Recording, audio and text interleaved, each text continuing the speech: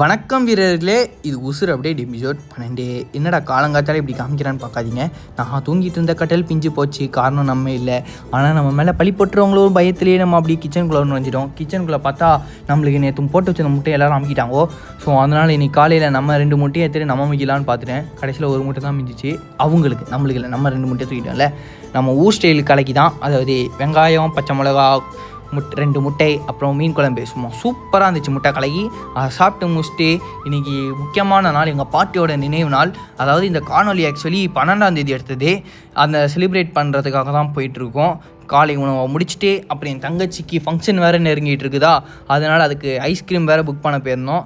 Ice cream book பண்ணிட்டு நேராக எங்கள் பெரியப்பா வீட்டில் ஆஜராகிட்டு தான் பிளானிங். அங்கே போயிட்டு கிரிக்கெட் விளையாடிட்டு இருந்தோப்பில்.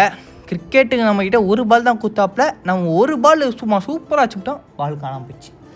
அவங்களும் தெரியல, நம்மளும் தெரியல. அவ்வளோதான், மேட்ச் அங்கேயே முடிச்சுக்கணும். அப்புறம் அங்கே எல்லாத்தையும் சாப்பிட்டு முடிச்சுட்டு இன்றைக்கி சன்செட் வேறு ஆகிடுச்சு. அதனால் ஒர்க் அவுட் போட முடியாது, தெரிஞ்சு போச்சு.